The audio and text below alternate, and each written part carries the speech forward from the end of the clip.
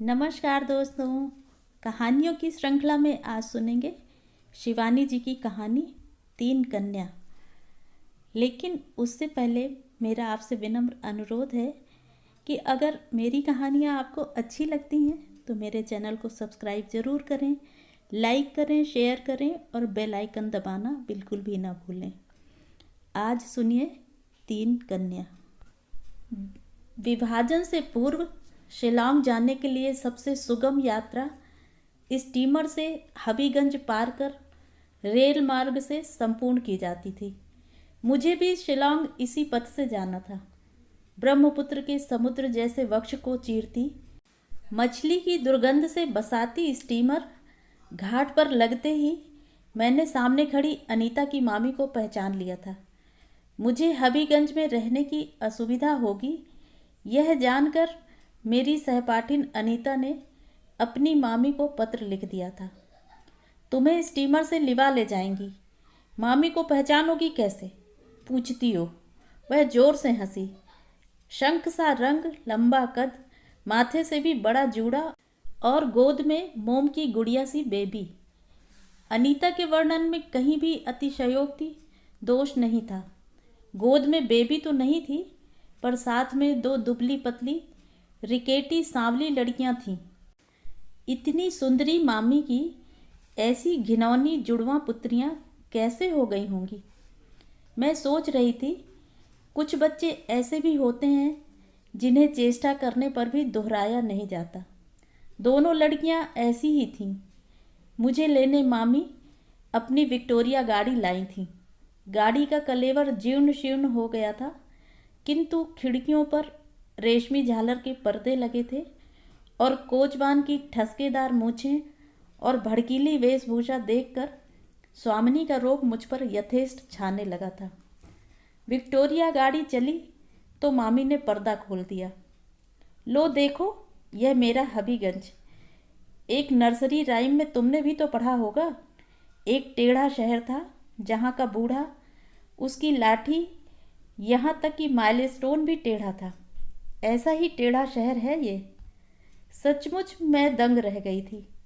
हर मकान की छत टेढ़ी, खिड़की टेढ़ी, द्वार टेढ़े, यहाँ तक कि पेड़ों के तने भी मुझे अजीब भुतहे से टेढ़े मेढ़े लग रहे थे।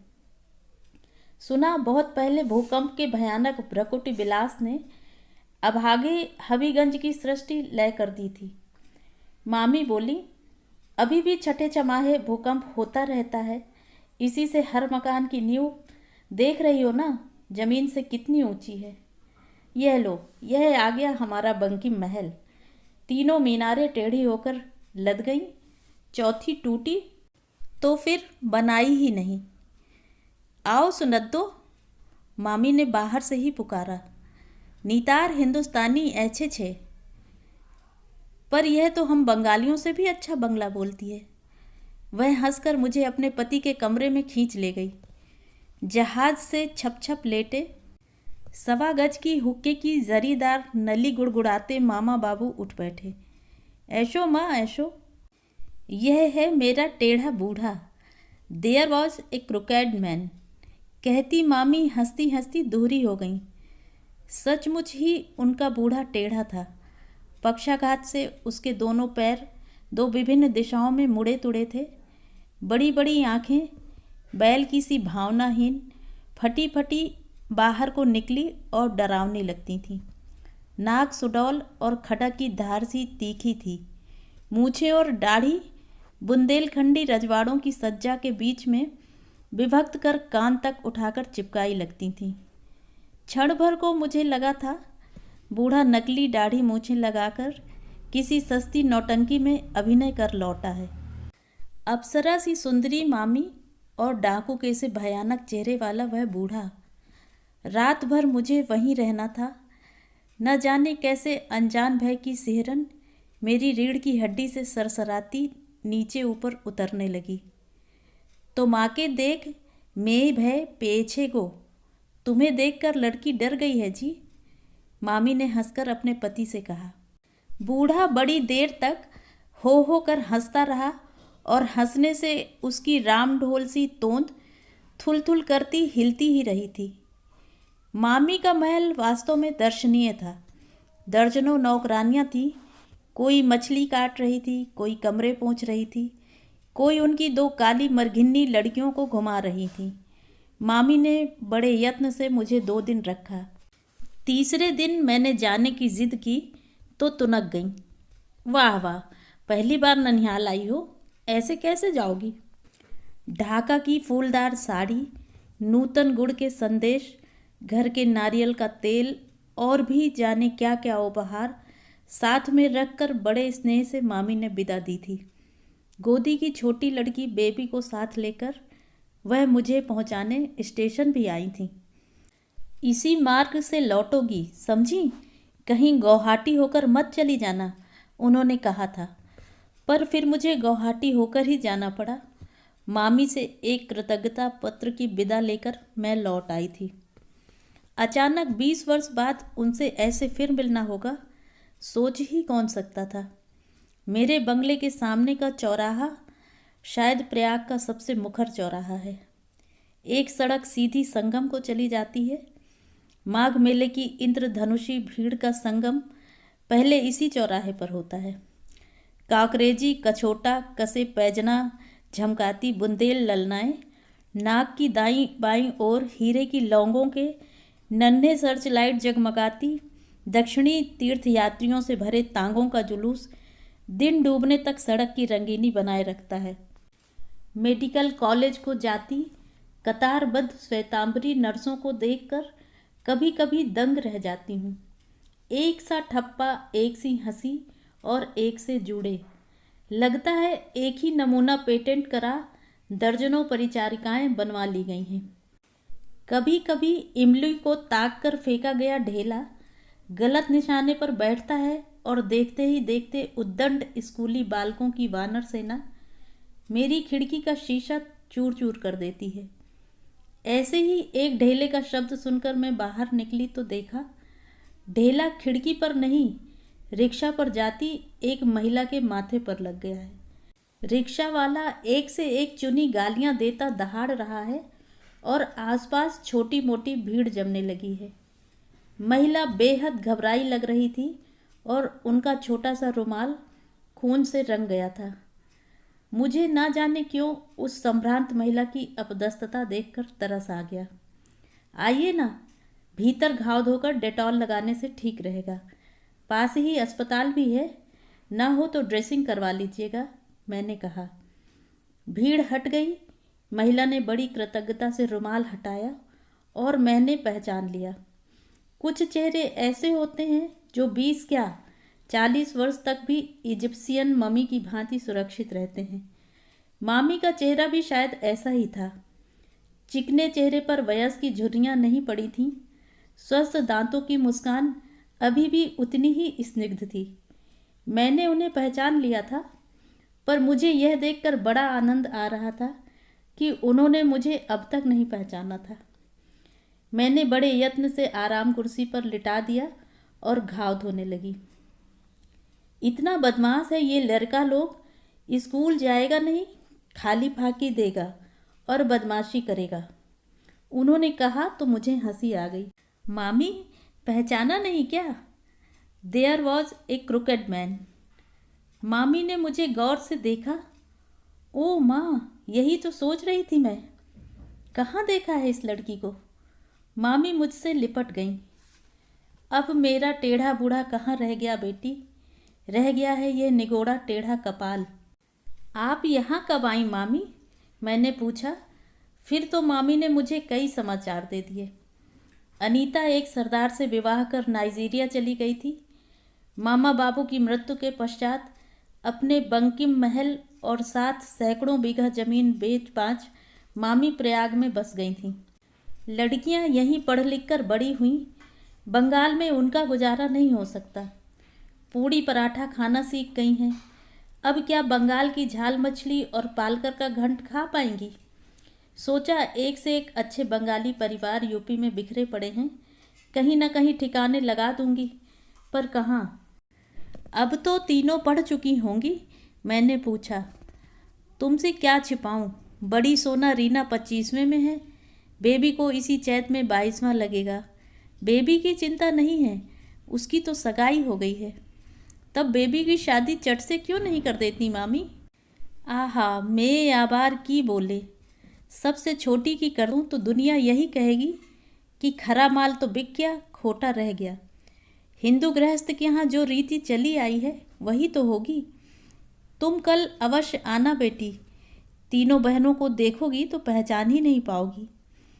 अपने पार्क रोड के बंगले का पूरा नक्शा खींचकर मामी ने मुझे थमाया। दूसरे दिन सुबह ही मैं चल दी। इलाहाबाद की पार्क रोड मुझे किसी सुंदरी किशोरी विधवा सी लगती है। सुंदर सजे बंगले, उद्यानों में झूमते ऊदे नीले पुष्प गुच्छ, मेडिकल कॉलेज के नए चित्र से सजे चंडीगढ़ी सज्जा के बंगले पर सब बेजान और मुर्दा।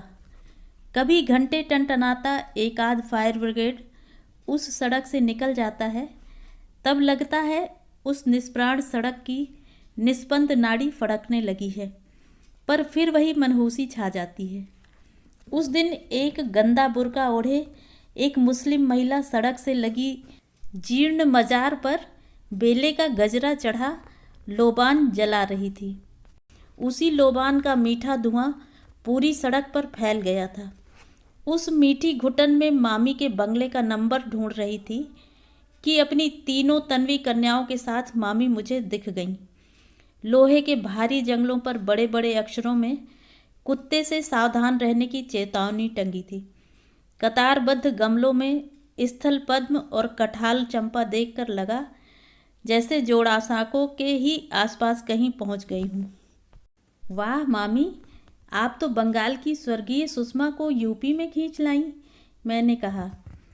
माँ के गुलाब देखिएगा। मामी 3 वर्षों से लगातार इनाम जीत रही हैं, सोना बोली। मामी के गुलाब वास्तव में 1.25 लाख के थे। ऐसे हृष्ट पुष्ट गुलाब मैंने बहुत कम देखे थे, किंतु उनके गुलाब से भी सुंदर उनकी तीसरी कन्या बेबी थी, इसमें कोई संदेह नहीं। या तो 2 सांवली बहनों के बीच में खड़ी रहने से या गुलाबी पीले गुलाबों की मध्यम आभा से बेबी का रंग गहरा गुलाबी लग रहा था। ऐसा रंग बंगाली लड़कियों में देखने को कम मिलता है। आंखें बहुत बड़ी नहीं थीं, किंतु प्रत्यंचा सी भवों के बीच लापरवाही से खींची गई तिलकनुमा काजल की बिंदी बड़ी प्यारी लग रही थी। नाक बहुत पतली होने के कारण अधरपुट खुल खुल जाते थे। लंबे बालों का ढीला जूड़ा बार बार खुलकर उसके कंधों पर ढुलका जा रहा था, और मामी की वह जूड़ा बांधने वाली अनूठी कन्या उतनी ही गांठों में मेरा मन बांधती जा रही थी। सोना और रीना भी शायद बहन के साथ नहीं देखी जाती तो यथेष्ट रूप से आकर्षक थीं। दोनों जुड़वा होने पर भी पहचानी जा सकती थी। सोना की आंखें बड़ी थीं, रीना की साधारण। सोना की नाक रीना की अपेक्षा अधिक तीखी थी, किंतु रंग दोनों का जुड़वा था। अपने रंग को पाउडर की मरीचिका से छिपाने का कोई प्रयास नहीं किया गया था, न केश विन्यास में ही किसी प्रकार का आडंबर था। इसी से दोनों बहनों की सादगी मुझे और भी अच्छी लगी। वाह, कितना बढ़िया मकान है मामी आपका, मैंने कहा। इलाहाबाद में तो मकानों की बड़ी तंगी है। आर बोलो केनो माँ, मामी बोली। हमने इस मरे मकान के लिए क्या कम कष्ट उठाया है। वह तो मकान मालिक का लड़का हमारे प्रतुल के साथ पढ़ा है। प्रतुल से हमारी बेबी की सगाई हुई है, बताया तो था शायद तुम्हें। बड़ा अच्छा लड़का है बेटी। 2 साल पहले IPS में आया था, आजकल सहारनपुर में SP है। कब है शादी? मैं प्रश्न पूछते ही खिसिया गई। मामी तो अपनी विवशता पहले ही बता चुकी थी। सोना, रीना और बेबी मेरी चाय की तैयारी करने भीतर चली गई थी। मामी फिर वही उत्तर दोहराने लगी। यही तो दिन रात प्रतुल भी पूछता है। 4 वर्ष पहले सगाई हो गई थी, अब तो कभी कभी लड़का बुरी तरह झुंझलाने भी लगा है। कोई और होता तो धता बता देती, पर हाथ में आए रत्न को कैसे गंवा दूं। इसी से दुधारू गाय की लात भी सहती रहती हूँ। सोना, रीना के लिए दिन रात एक कर लड़के ढूंढ रही हूँ। विवाह कर क्यों नहीं देती मामी? आजकल यह सब कौन मानता है। मेरी ही छोटी ननंद मैं बात पूरी भी नहीं कर पाई थी कि मामी की तीनों कन्याएं खान पान का बहुत सा सामान लेकर आ गईं। बड़ी देर तक गपशप में घर लौटना भी भूल गई। फिर तो प्रायः ही तीनों बहनें मेरे यहाँ आ जातीं। सोना नागपुर में डॉक्टर थी, रीना चंडीगढ़ में पढ़ रही थी। बेबी की सगाई हो चुकी थी, इसी से वह माँ के पास रह घर का काम सीख रही थी। पर मुझे उसे देखकर लगता था 4 वर्षों में उसने घर का आवश्यकता से अधिक काम सीख लिया था और वह अपनी 2 कुंवारी बहनों और विधवा माँ के सहवास में बुरी तरह ऊबने लगी थी। इसी बीच मेरे पति को विज्ञान परिषद के एक जलसे में 3 महीने के लिए वियना जाना पड़ा। उस बीहड़ बंगले में रहने का मुझे साहस नहीं हुआ। सामने भयावने कंपनी बाग के अहाते में ही आए दिन राहगीरों को छुरा मारने की घटनाएं अखबार में छपती रहती। मैंने मामी की शरण ली।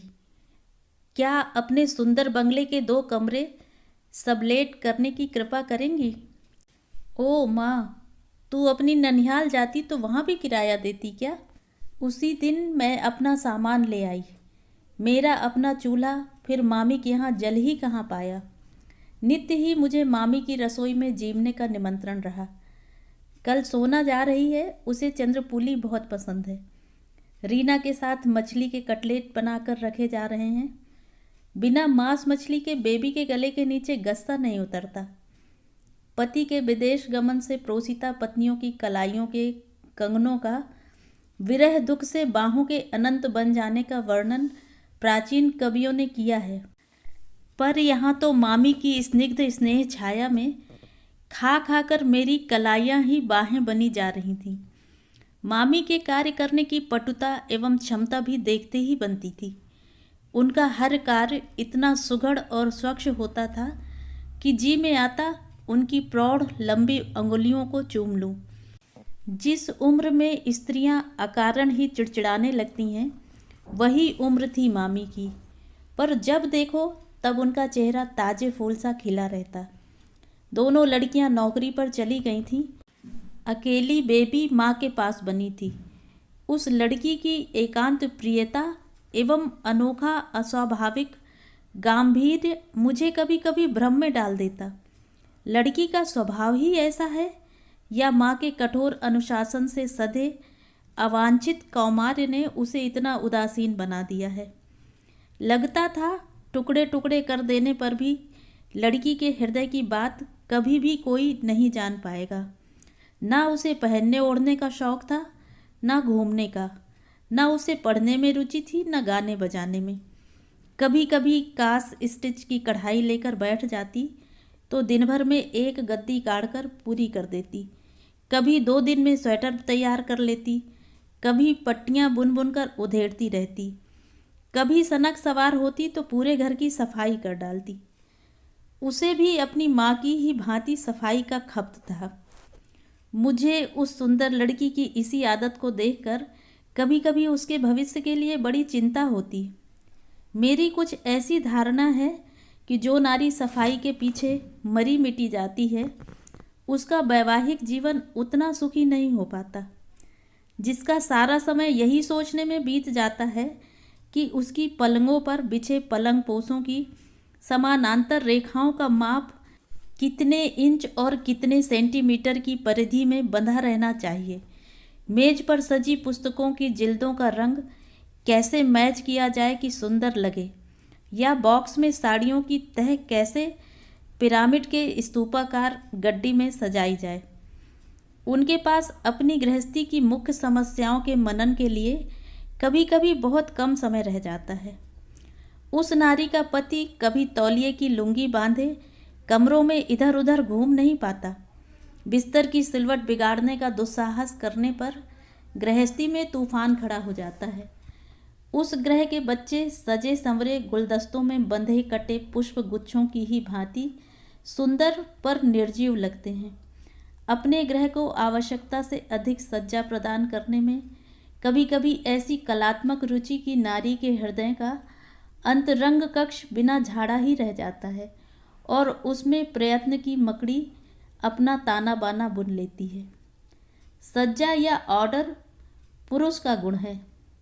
इधर उधर चीज़ें फेंकने, रुचि के कपड़े न पहनने, दाढ़ी बढ़ा बीमार मजनू की सूरत लिए इधर उधर घूमने वाला पुरुष जिस लापरवाही से अपने व्यक्तित्व की अवहेलना करता है, उसी लापरवाही से कभी अपने परिवार की भी अवहेलना कर सकता है। स्त्री की जितनी ही अस्त व्यस्त गृहस्थी होगी, उतना ही सुलझा उसका पारिवारिक जीवन रहेगा। इसी से मामी के कैक्टस की 128 किस्में, इटालियन ब्रोकेट से मढ़ा सोफा और बगदाद कालीन देखकर मुझे लगता, जिस दिन मामी और उनकी 3 कन्याएं अपने इस बनावटी आडंबर की केचली से बाहर निकलकर खड़ी होंगी, उसी दिन उन तीनों को एक साथ राजपुत्र से सुपात्र जुट जाएंगे। जिस गृहस्वामिनी के कालीन पर ही पैर रखने में भय होता था, उसकी पुत्रियों का हाथ कोई भला पकड़ेगा ही किस दुस्साहस से। एक दिन मैं बरामदे में बैठी अखबार देख रही थी कि मामी दौड़ती आईं। आज प्रतुल आ रहा है, मार्ग में है, शायद एक रात यहाँ भी रुकेगा।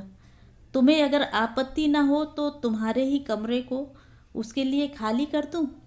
एक उसी कमरे में अटैच्ड बाथ है। मैंने स्वयं ही अपनी सूक्ष्म गृहस्थी बटोर कर मामी और बेबी के कमरे में डेरा डाल लिया और बड़ी उत्सुकता से प्रतुल की प्रतीक्षा में बैठ गई। मामी और बेबी ने स्टेशन चलने के लिए बड़ा आग्रह भी किया, पर मैं टाल गई। उस परिवार से मेरी कितनी ही अंतरंग घनिष्ठता क्यों न हो, उस भावी जामाता से तो मेरा किसी प्रकार का परिचय नहीं था। बल्कि मैं यदि बेबी की माँ होती तो लड़की को अकेले ही स्टेशन भेज देती। जब माँ बेटी प्रतुल के साथ लौटी तो मैं छत पर खड़ी थी।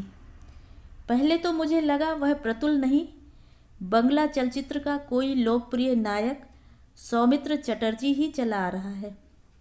उसे लेकर मामी ऊपर आई तो मैं ही उसके लिए चाय बना लाई। मैं देख रही थी, लड़के की आंखें एक सेकंड के लिए भी बेबी को नहीं छोड़ रही थीं। यह तुम्हारा गुसल खाना है बेटा, मामी बड़े स्नेह से बोली। वैसे तुम तो कई बार पहले भी आ चुके हो। जी हाँ, पर जिस रूप में आना चाहता हूँ उस रूप में तो अभी कहाँ आ पाया हूँ, कह वह आनंदी युवक एक लाड़ भीनी दृष्टि से अपनी वाग्दत्ता की ओर देखकर मुस्कुराया। मैं नहा धोकर आता हूँ। बेबी तुम तैयार हो जाओ। आप खाने के लिए कोई तैयारी मत कीजिएगा माँ, हम दोनों आज क्वालिटी में खाएंगे। ठीक है ना बेबी? उसने कुर्ते के बटन खोलते खोलते कहा और तौलिया पकड़कर उठ गया। हाँ मैं तो तैयार ही हूँ। बेबी उस दिन जितनी सुंदर लग रही थी उतनी पहले कभी भी नहीं लगी। बेबी उठकर बाहर जाने लगी तो मैं भी उठ गई। अचानक आंधी की भांति मामी ने आकर उसका हाथ पकड़ा और फुसफुसाने लगी। बोका में, मूर्ख लड़की, इतनी देर से तुम अकेली उसके साथ क्वालिटी जाओगी? जरा भी अकल नहीं है छोकरी को। लोग देखेंगे तो क्या कहेंगे? बेबी का खिला चेहरा अचानक सूख कर लटक गया। हद करती हैं मामी, मैंने उस सरल लड़की का पक्ष लिया। कौन क्या कहेगा? सभी को तो पता है कि दोनों एंगेज्ड हैं। आजकल कौन ऐसा दामाद है जो विवाह से पहले ससुराल नहीं हो आता। नहा धोकर गुनगुनाता प्रतुल बाहर आ गया। ए बेबी, एक गिलास पानी तो ले आओ, गला सूख रहा है। उसके पानी से भीगे बालों की लटें छल्ले सी बनाती ललाट पर फैल गई थीं। स्पष्ट था कि वह माता पुत्री के तनाव से अनभिज्ञ था। वाह, आप तो अभी से बेचारी लड़की पर हुकूमत चलाने लगे। मैंने परिहास कर मामी को हंसाने की चेष्टा की, पर मामी नहीं हंसी। दोष क्या मेरा है? देखिए ना, 4 साल से ललाट पर मेरा रिजर्वेशन स्लिप लटकाए यह बेहया लड़की घूम रही है। बेबी पानी लेकर लौटी, किंतु जिस समझबूझ से पानी मंगाकर प्रतुल कमरे में चला गया था वह प्रयोजन सिद्ध नहीं हो पाया। प्यासे की प्यास बहुत गहरी थी। जलवाहिका के साथ साथ मामी भी कमरे में जम गई और देश की बिगड़ती खाद्यान्न स्थिति का लेखा जोखा देती भावी जामाता को बोर करने लगी। मैं अपने कमरे से सब सुन रही थी। मामी उन दोनों को एक क्षण भी एकांत का सुअवसर देने के मूड में नहीं थी। मुझे मन ही मन मामी की अल्पबुद्धि पर क्षोभ हो रहा था। जामाता कितना बढ़ गया है इसका उन्हें कोई ध्यान ही नहीं था। मैं तो उन्हें पहले भी कई बार समझा चुकी थी। लंबी सगाइयाँ विदेशियों को शोभा देती हैं, हम भारतीयों को नहीं। उनकी सगाई संयम की दुहाई नहीं मांगती, आदर्श के घेरे में नहीं बांधी जाती। इसी से उस सगाई को सुगमता से निभाया जा सकता है। पर संस्कार रज्जुबद्धा मामी की समझ में कुछ नहीं आया था। हुआ वही जो मुझे भय था। रात के 8 बजे 9, 10, 11 सब एक एक कर बजते रहे, पर मामी बेबी के पीछे निरंतर छाया सी घूम रही थी। प्रतुल का कंठ स्वर क्रमशः ऊंचा होता जा रहा था। यह आपकी सरासर ज्यादती है। बेबी मेरी वाग्दत्ता पत्नी है, मैं इसे जब चाहूँ घुमाने ले जा सकता हूँ। सच पूछिए तो मैं अब इस लंबी सगाई से ऊब गया हूँ। पता नहीं कब आपकी गुणवंती कन्याओं का विवाह हो और कब मेरे इस नीरस क्यू का अंत हो। जितनी बार भी आया हूँ आपने यही असहयोग आंदोलन किया है। आज इस बात का फैसला करके रहूँगा। मामी ने उत्तर में पता नहीं क्या गुनगुन की कि लड़के का पारा एकदम ही चढ़ गया।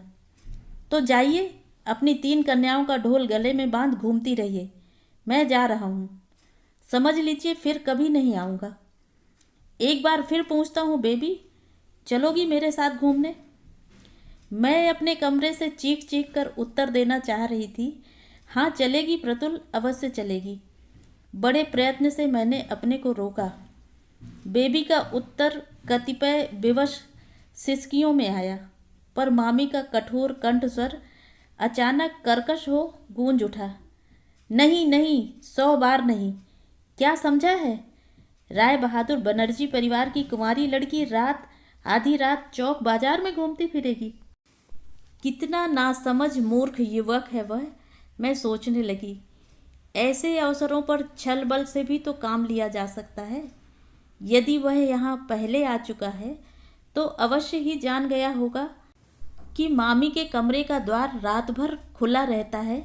यही उनकी एकमात्र दुर्बलता है। बंद दरवाजे के भीतर उन्हें नींद नहीं आती। बेबी की खाट एकदम द्वार से सटी लगी है और एक बार नींद आने पर मामी के कानों में नगाड़े पीटकर भी कोई उन्हें नहीं जगा सकता। इतनी भी बुद्धि नहीं है तो लड़की को लेकर भाग क्यों नहीं जाता? ठीक है, मैं जा रहा हूँ। प्रतुल शायद सचमुच ही चला गया, क्योंकि बेबी की सिसकियाँ मेरे कमरे के निकट आती गईं। मामी उसे निश्चय ही घसीट कर ला रही थीं, क्योंकि बीच बीच में बोका में का स्वर आ रहा था। अचानक भद्द सी आवाज़ हुई और कटे पेड़ सी बेबी मेरे पार्श्व के पलंग पर आ गिरी। मेरी समझ में नहीं आया उसे आश्वासन दूं या नींद का बहाना बनाकर लेटी रहूं। नींद का बहाना बनाने में ही मुझे लाभ दिखा। प्रतुल सचमुच ही लौट कर नहीं आया। बेबी कई दिनों तक अपने कमरे में सिसकती रही। मुझे उस मूर्ख लड़की की अकर्मण्यता पर बड़ा दुख होता, पर बचपन से ही माँ के कठोर अनुशासन ने उसकी रीढ़ की हड्डी तोड़कर रख दी थी। कोई बात नहीं, मामी कहती, बंगाल की धरनी क्या युवकों से एकदम रीति हो गई है। इसी वर्ष 2 लड़के IPS में आए हैं। एक का तो पिता भी DIG है। बड़ी साल में उसकी ननिहाल है। वहीं मेरी बड़ी दी हैं, आज ही लिखती हूँ, ऐसे ऐसे बीसियों प्रतुल तेरी जूतियाँ चाटेंगे। पर बेबी को जैसे जूतियाँ चटवाने की कोई आकांक्षा नहीं थी। इसी बीच मैं अपने बंगले में लौट आई थी। पति और बच्चों के साथ जब पहाड़ यात्रा से लौटी तो मामी से मिलने गई। बेबी की दोनों बहनें छुट्टियों में फिर आई हुई थीं और 3 कन्याओं की उपस्थिति ने बहुत हद तक पिछली उदासी झाड़ पोंछ दी थी। फिर एक से रंगों के कार्डिगन बुने जाने लगे थे। फिर से 3 दिन के 3 शो सिनेमा देखे जा रहे थे, किंतु 3 जोड़ा आँखों में 1 जोड़ा आँखों की उदासी अभी भी पूर्ववत थी। कल हम लोग सब माघ मेला देखने जाएंगे। अमावस का नहान है। वहाँ 190 वर्ष के एक बाबा जी आए हैं। सबके प्रश्नों के उत्तर देते हैं। आप भी चलिए ना, बड़ा आनंद आएगा, सोना बोली। माँ को हम प्रश्न नहीं पूछने देंगी। मजली रीना सबसे मुखर और हठीली थी। मैं जानती हूँ यह क्या पूछेंगी। क्या? मैंने हंसकर पूछा। वही निरर्थक प्रश्न, हम तीनों का विवाह कब होगा, सिली, कहकर वो हंसने लगी। पर आपको चलना होगा मासी, आपको चलना ही होगा, बेबी ने कहा। तो मैं उसकी करुण याचनापूर्ण दृष्टि का निमंत्रण टाल नहीं सकी। कभी मैंने उसका पक्ष लिया था, शायद उस कृतज्ञता को भूल नहीं पाई थी बेचारी। मामी ने एक बड़ा सा बजरा किराए पर ले लिया था। अन्य यात्रियों से भरी नावों की अपेक्षा हमारा हल्का फुल्का बजरा सर्राटे से तैरा जा रहा था। 3 कन्याएं एक दूसरे से माथे सटाए एक से रंगों के 3 कार्डिगन मशीन की तेजी से खटाखट बुनती जा रही थीं। अचानक गीत गाती ग्रामीण स्त्रियों से भरी एक नाव हमारे पास से गुजर गई। देख रीना, वह नीली साड़ी वाली ग्राम्या कितनी सुंदर लग रही है, सोना ने कहा। और देखूं दीदी, कहती दोनों बहनें आगे की ओर झुक गईं। नाव तिरछी हो गई। मैंने भी उत्सुकतावश नीली साड़ी वाली को देखने के लिए दृष्टि फेरी। मैंने जिसे देखा उसे शायद 3 कन्याएं नहीं देख पाईं। एक सरकारी पुलिस की नाव में 3-4 लाल पगड़ीधारी रोबदार थानेदार खड़े थे, जैसे लखनऊ के बने मिट्टी के खिलौने हों। स्वयं नाव खेता कंधे में कैमरा लटकाए पार्श्व में अपनी अग्निवर्ण सुंदरी अस्मी पत्नी को लिए प्रतुल मुस्कुराता खड़ा था। मैं मामी से सुन चुकी थी कि उसने एक अस्मी बरुआ लड़की से विवाह कर लिया है। कहिए, कैसी हैं आप सब? खूब भेंट हुई। वह अपनी नाव को तेजी से खेता एकदम इतने निकट ले आया कि उस रोबदार सरकारी नाव की टक्कर खाकर हमारा जीर्ण शीर्ण बजरा डगमगा गया। लग रहा था उसने जानबूझकर ही ऐसा किया है, क्योंकि उसकी दुष्टतापूर्ण आंखें प्रतिशोध की चिंगारियां बरसा रही थीं। वह केवल बनियान और पैंट पहने नाव चला रहा था। नीली जर्सी गले से बंधी झूल रही थी। नंगी चौड़ी ताम्रवर्णी छाती दर्पण सी चमक रही थी।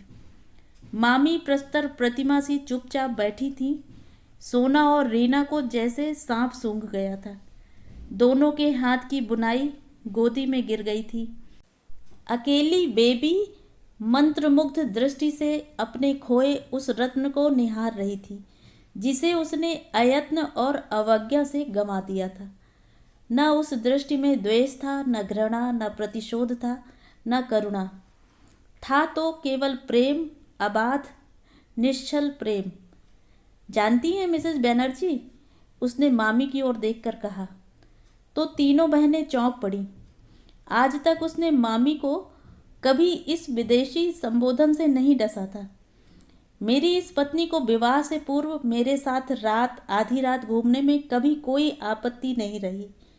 वह हंसा और धीमे अंग्रेजी चलचित्र के नायक के स्वर में फुसफुसाया, good bye and good luck 3 कन्या। हमारी नाव को फिर एक क्रूर टक्कर से डगमगाता वह तीर सा निकल गया। मामी का चेहरा क्रोध और अपमान से क्रमशः लाल से सफ़ेद पड़ता जा रहा था, किंतु उन्होंने एक शब्द भी नहीं कहा। मैं सोच रही थी कि खानदान और ब्रीडिंग का खरा सोना ऐसे ही अवसरों पर कसौटी को नहीं चलता। दोनों बहनें गोद की बुनाई को उठा सीख से नीचे गिर गए फंदों को पिरोने लगी थीं। अकेली बेबी अभी भी अचल बुनाई थामे लहरें काटती तीर सी भागी जाती उसी नाव को एकटक देख रही थी, जिसके पीछे खड़े 3 थानेदारों के झब्बेदार रेशमी साफों की झालरों के बीच से दिखती प्रतुल के गले में बंधी उसी की बुनी नीली जर्सी की निर्जीव बाहें धीरे धीरे ओझल होती जा रही थीं। मुझे लगा यह त्रिवेणी तट नहीं, ब्रह्मपुत्र का विस्तृत वक्ष है, जिसके तट से दिखती हबीगंज की टेढ़ी मेढ़ी बस्ती के बीच 3 टेढ़ी और चौथी टूटी मीनार लिए अभिशप्त बनर्जी परिवार का बंकिम महल चुपचाप खड़ा है। 4 मीनारों में जो चौथी मीनार भूकंप के धक्के से टूटकर बिखर गई थी, वह फिर कभी नहीं बनाई गई। मामी ने कहा था, सोचती हूँ आज भाग्य का भूकंप जो फिर वही क्रम दोहरा रहा है, उसका अंत भी क्या वैसा ही रहेगा। तो ये थी कहानी। कहानी आपको कैसी लगी कमेंट करके ज़रूर बताएं।